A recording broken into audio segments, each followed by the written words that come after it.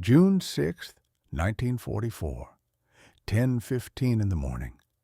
The Berghof, Hitler's mountain retreat in Bavaria. The sound was silence. Not the peaceful silence of the Bavarian Alps on a summer morning, but the particular suffocating silence of a room full of men who are afraid to speak.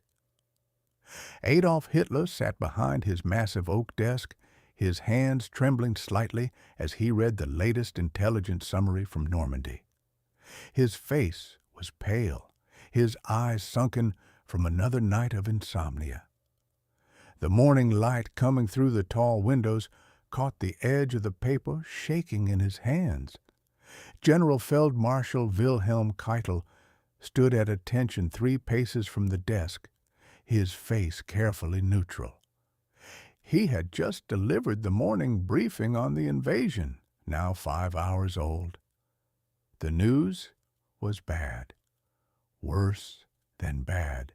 But it was one specific piece of information buried in the mass of coastal reports that had caused Hitler to go silent.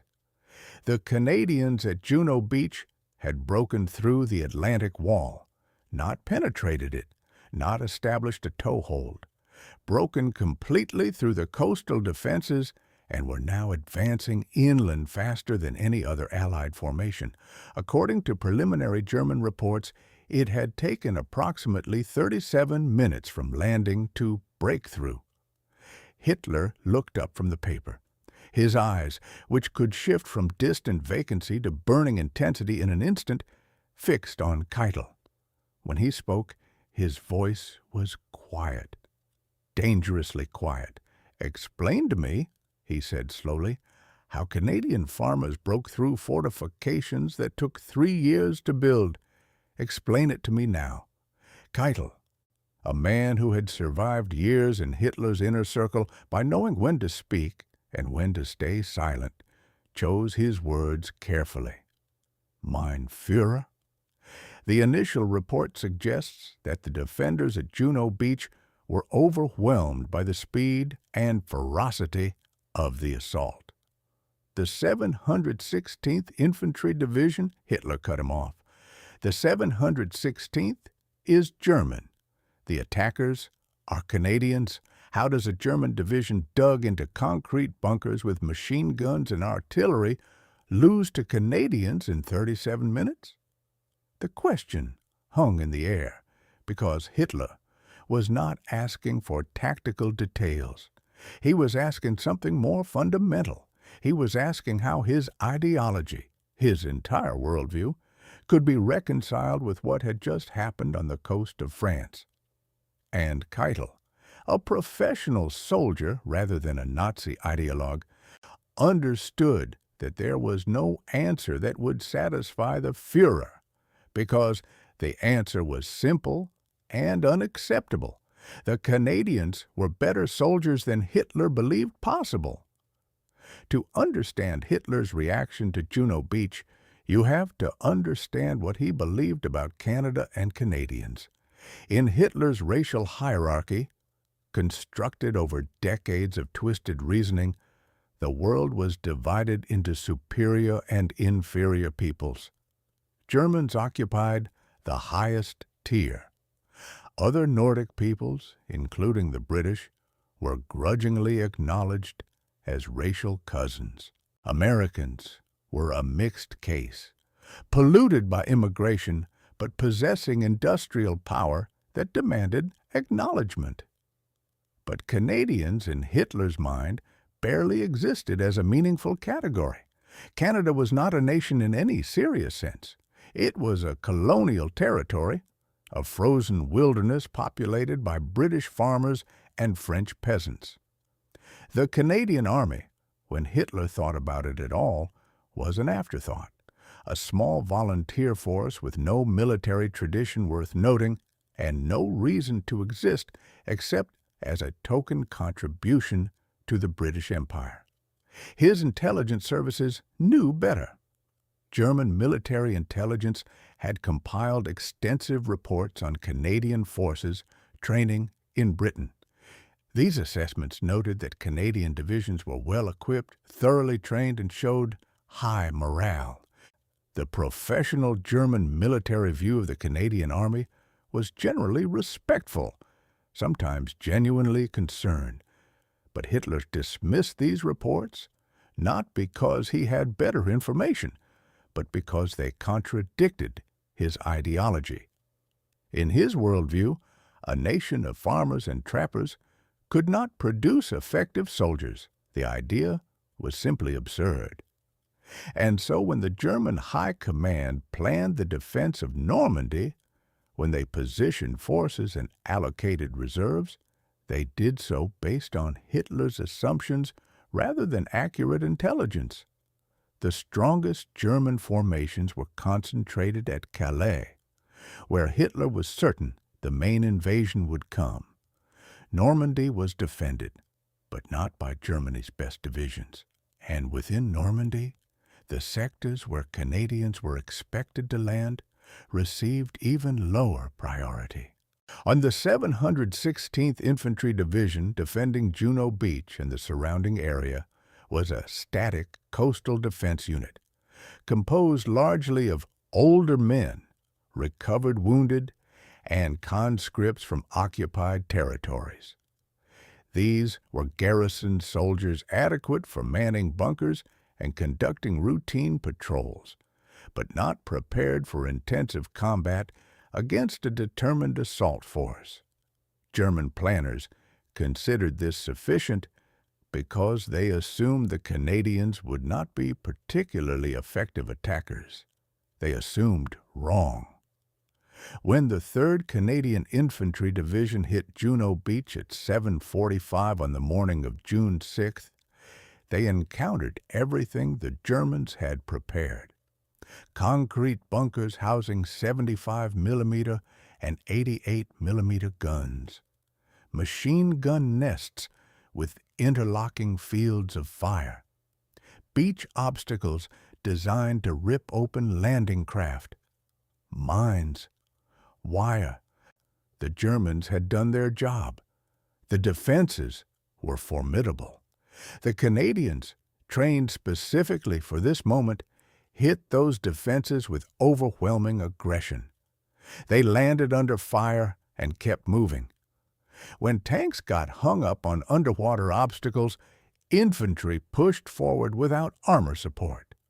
When machine gun fire cut down entire sections, the survivors kept advancing. They used Bangalore torpedoes to blow gaps in wire. They threw grenades into bunker-firing slits. They fought with a ferocity that shocked the German defenders. And by 8:22, according to German unit reports later captured by Allied intelligence, Canadian forces had penetrated completely through the coastal defense zone and were advancing inland toward their first-day objectives. 37 minutes from landing to breakthrough, not for a raiding party, for an entire division. German defensive doctrine assumed assault forces would spend hours, possibly days, fighting through coastal defenses. The Atlantic Wall was designed to delay attackers and inflict attrition, buying time for German mobile reserves to arrive and counterattack. The Canadians had moved so fast that those reserves were still organizing when the beachhead was already secured. This was the information that reached Hitler's headquarters 5 hours later, distilled into a few lines in an intelligence summary. Our Canadian forces have achieved breakthrough at Juno Beach. Coastal defenses penetrated in approximately 30 to 40 minutes. Enemy forces advancing toward Caen. Clinical, factual, and absolutely devastating to Hitler's understanding of the war. Because if Canadians could do this, then everything Hitler believed about German superiority, about the invincibility of German defenses, about the racial hierarchy that justified Nazi ideology, all of it was called into question. Hitler's first response was denial. The reports are wrong, he said flatly. The Canadians did not break through. This is British forces using Canadian insignia as deception, or the defenders retreated without orders. Find out which unit commanded that sector and prepare courts-martial. Keitel, who had managed Hitler's denials for years, tried carefully. Mein Führer. Multiple independent reports confirm Canadian presence at Juno Beach. Prisoners have been taken, unit identifications are confirmed. The 3rd Canadian Infantry Division is definitively the assault force. Hitler's face darkened. Then the 716th failed. They abandoned their positions. Find the commanders and have them shot. General Alfred Jodl, Chief of Operations, spoke up with measured care. Mein Führer, the 716th fought according to doctrine. They inflicted casualties on the attackers, but were overwhelmed by superior force and aggressive tactics. Hitler turned his glare on Jodl. Superior force. The Canadians are not a superior force. They are colonials. They should not be capable of overwhelming German soldiers in fortified positions. Jodl, unlike Keitel, was occasionally willing to push back when military reality demanded it. Mein Führer, the Canadian Army is well trained and well equipped. They have been preparing for this assault for years. We must not underestimate. Hitler slammed his hand on the desk. Both generals flinched at the sudden violence. I do not underestimate. I assess correctly. Germany represents the pinnacle of military development. Our soldiers are superior. Our defenses are superior. If the line was broken, it is because of failure, not because of enemy capability. This was Hitler's fundamental problem. He could not separate tactical reality from ideological necessity. If German soldiers lost to Canadian soldiers, then either the Germans had failed in their duty, or there had been betrayal, or the reports were inaccurate. The possibility that the Canadians had simply fought better, that they had executed a superior assault with better tactics and better leadership, did not exist within Hitler's mental framework. Over the following hours, as more reports arrived from Normandy, Hitler's responses followed a predictable pattern. Each piece of bad news was either denied, minimized, or blamed on German failure rather than Allied capability. When told that the Canadians had reached villages 3 kilometers inland by midday, Hitler insisted this was a temporary penetration that counterattacks would contain. When told that Canadian armor was moving rapidly, Hitler claimed the tanks must be British or American, because Canadian industry was incapable of producing effective armored vehicles.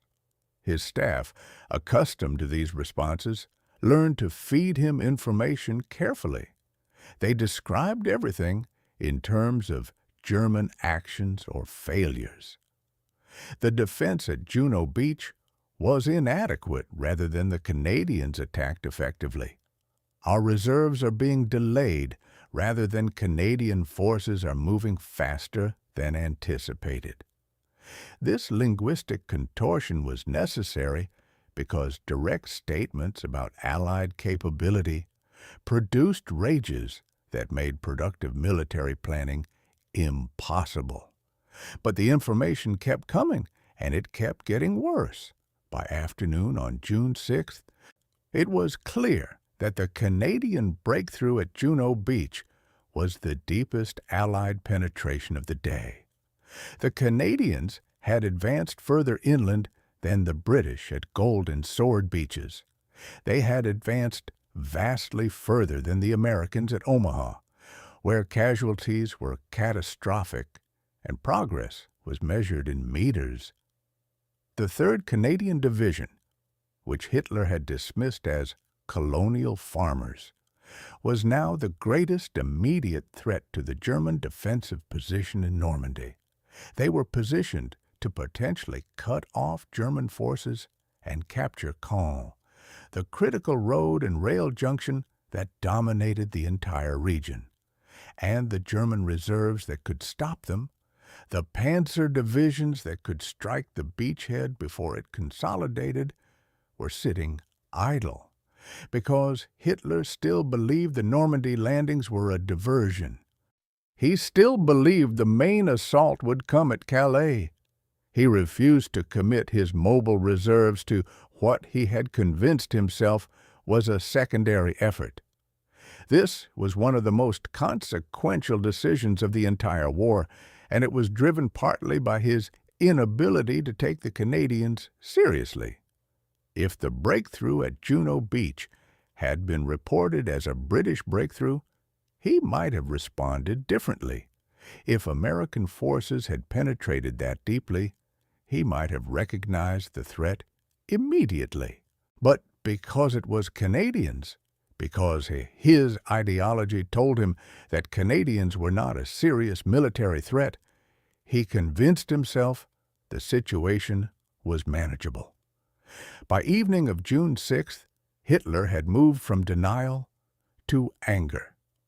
He raged at his generals for the failure of the coastal defenses. He demanded explanations for how the Atlantic Wall, which had cost billions of Reichsmarks and 3 years of construction labor to build, had been breached in under an hour. And he kept returning to the Canadians. How? He demanded of his assembled staff. How did Canadians accomplish this? Nobody had an answer that would satisfy him, because the true answer, that the Canadians were professional soldiers who had trained extensively and fought with skill and courage, was ideologically unacceptable. While his staff offered partial explanations, the element of surprise, the scale of the naval bombardment, Allied air superiority, each was partially true and incomplete. Each prompted Hitler to find new German failures to blame. Why hadn't German radar detected the invasion fleet earlier? Why had the Luftwaffe failed to contest Allied air superiority? Why hadn't the beach obstacles been more effective? These were legitimate questions, but Hitler used them to avoid confronting the central truth, that the Allies, including the Canadians, were simply better at amphibious warfare than Germany had anticipated. Hitler spent the evening of June 6th issuing orders, most of which were useless or counterproductive. He ordered the 716th Division commander relieved and court-martialed, despite the likelihood that the man was already dead or captured. He ordered immediate counterattacks against the Juno beachhead, despite the forces to conduct such attacks not being available. And critically, he refused to release the panzer reserves. Still convinced that Normandy was a feint, still holding his armor back for the real battle he was certain was coming at Calais. His generals, Rommel and von Rundstedt, pleaded with him to release the armor. The window for an effective counterattack was closing. If panzers could strike the beachheads in the next 24 to 48 hours, while the Allies were still organizing and before their full strength was ashore, there was a genuine chance to drive them back into the sea. If Germany waited, if the Allies were allowed to consolidate and expand, that opportunity would be lost forever. Hitler refused. By June 7th, as the Canadians continued to push toward Caen, Hitler's position began to shift, not because he had reconsidered his ideology, but because the sheer weight of evidence was becoming impossible to process as denial. At a conference that morning, when his staff reached the Juno Beach sector, Hitler interrupted. Why are the Canadians still advancing? Where are our counterattacks? The response was careful. Mein Führer, we have attempted local counterattacks. They have been repulsed. The Canadians have strong defensive positions and are supported by naval gunfire. To dislodge them, we need armored forces." Hitler's face twisted. "Armored forces against Canadians. We need our panzers to fight the British and Americans, not to waste effort on colonials." It was a revealing statement. Even now, confronted with clear evidence of Canadian effectiveness, Hitler could not classify them as a serious threat. In his hierarchy of enemies, Americans and British required Germany's best. Canadians should be handleable by second-line troops. This attitude filtered downward through the German command structure. Units facing the Canadians received lower priority for reinforcements and supplies. Counterattacks into the Canadian sector were planned with less care and fewer resources than those directed at British or American positions. And the Canadians, professional and aggressive, exploited every German mistake. They advanced when the Germans expected them to consolidate. They attacked when the Germans expected them to defend. They moved at night when the Germans believed darkness would halt operations. By June 8th, 2 days after the invasion, the Canadians had established a beachhead 6 miles deep and were threatening Carpiquet Airfield, a key German position. Hitler, receiving these reports, began to obsess over the Canadians with a resentment that had replaced his earlier dismissiveness. He made statements to his staff that revealed the contortions his thinking required. The Canadians are fighting beyond their capability. They must be stiffened by British officers. Find out how many British battalions are mixed into Canadian formations. The answer, provided reluctantly, was none. The Canadian forces were entirely Canadian, commanded by Canadian officers using Canadian doctrine developed through Canadian training. Hitler did not accept this. Then they are being directly controlled by British headquarters. The Canadians themselves are not capable of independent operations at this scale. Again, the answer was no.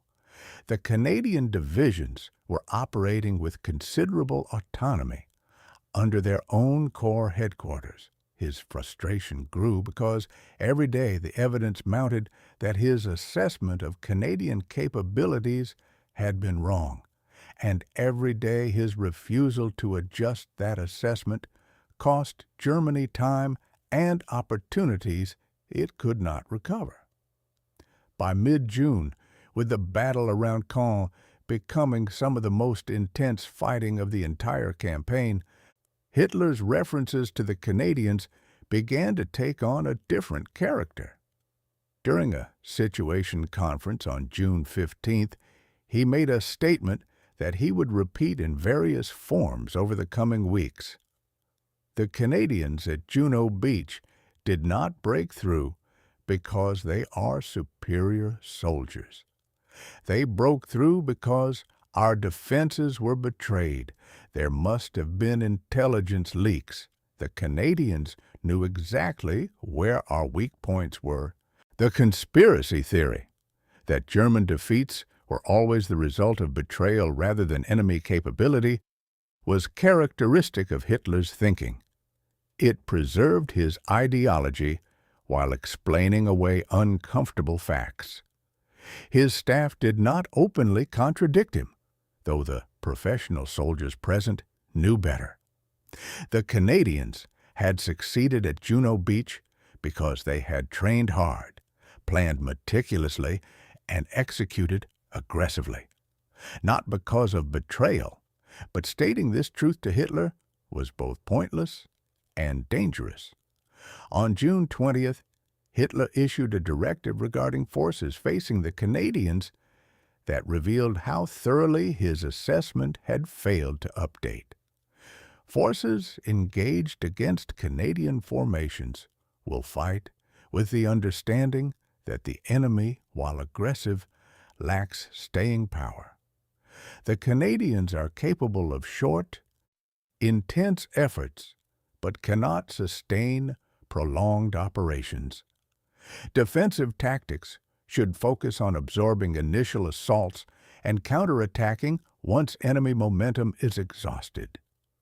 This assessment was completely wrong. The Canadians were proving to have exceptional staying power, fighting continuously for 2 weeks without their effectiveness declining. But Hitler needed to believe that Canadian success was temporary, attributable to factors other than genuine military capability. If he admitted the Canadians were simply good soldiers, he would have to admit that his entire racial hierarchy was flawed, and that was psychologically impossible for him. After the war, when Allied intelligence officers examined captured German documents, they found extensive records of Hitler's statements during situation conferences in the weeks following D-Day. Several passages capture his thinking about the Canadian breakthrough with particular clarity. A transcript from a conference on June 7th records Hitler saying, "The breach at Juno Beach demonstrates not the strength of the enemy, but the weakness of our coastal defenses. A properly defended position should hold for days against any assault force. That it fell in under an hour proves that the defenders were insufficient or the defenses were inadequate. This is not a reflection of enemy capability. It is a reflection of our failure to properly prepare." This statement is technically correct in noting that German defenses at Juno Beach were weaker than they should have been. But it completely misses the point that the Canadians demonstrated exceptional assault capability. Both things were true simultaneously. German defenses were inadequate, and the Canadians executed brilliantly. Hitler could only acknowledge one of them. A memorandum from Jodl to field commanders in late June reflects Hitler's instructions. Units facing Canadian formations should employ flexible defense tactics, trading space for time. Canadian forces can be expected to advance rapidly, but with extended supply lines. Counterattacks should target these supply lines rather than engaging Canadian infantry directly. The phrasing reveals Hitler's assumption that Canadian forces would be vulnerable because of logistical weaknesses, a vulnerability that did not actually exist to the degree he assumed. These documents, and dozens like them, paint a picture of a commander whose ideology had become a strategic liability. Every engagement produced evidence that contradicted his assessment. Every piece of that evidence was reinterpreted to preserve the ideology. And every reinterpretation produced decisions that cost Germany time, forces, and ultimately the campaign. The Canadian 3rd Infantry Division, the formation that broke through at Juno Beach, went on to fight through the entire Northwest Europe campaign. They fought through Normandy, through the Scheldt, through the Rhineland, into Germany itself. Everywhere they fought, its German forces learned what their Führer could never bring himself to acknowledge. The soldiers who hit Juno Beach on June 6th were not superhuman. They were ordinary men, farmers, factory workers, students, fishermen, who had been trained to do an extraordinarily difficult job. They did that job well. They broke through the Atlantic Wall not because the defenses were weak, though they were weaker than they should have been, but because they were professional soldiers executing a well-planned assault with skill and courage. Hitler could never say this. Saying it would have required admitting that his racial hierarchy was not just morally wrong, but operationally catastrophic, that men he had classified as colonial farmers had outfought soldiers he had called the pinnacle of human military development. The psychological structure of his ideology could not accommodate that admission, and so he explained away the Canadian breakthrough with conspiracies, with blame directed at German commanders, with anything except the simple truth. The truth was that the Canadian Army in 1944 was a formidable fighting force, well-trained, well-equipped, well-led, and highly motivated. The truth was that Canadian soldiers were as good as or better than German soldiers at the tactical level in the specific kind of operation Juno Beach required. And the truth was that Hitler's refusal to acknowledge this had caused him to defend that beach with forces that were inadequate for the enemy they would face, to respond to the breakthrough with delays that allowed the beachhead to consolidate, and to withhold the armored reserves that represented Germany's only realistic chance of throwing the invasion back into the sea. When Hitler learned that Canada had broken through Normandy in 37 minutes, he said many things. He said the reports were wrong. He said the defenders had failed. He said there must have been betrayal. He said the Canadians must be stiffened by British leadership. He said everything except the one thing that was actually true. The Canadians had trained for this moment. They had planned meticulously. They had executed aggressively. And they had succeeded because they were good at what they did. That was the one thing Hitler could never say. And his inability to say it, his determination to interpret every battlefield reality through the distorting lens of a flawed ideology, contributed directly to the collapse of the defensive strategy that was Germany's last real chance to stop what was coming. On June 6, 1944, reality came ashore at Juno Beach with a maple leaf on its shoulder.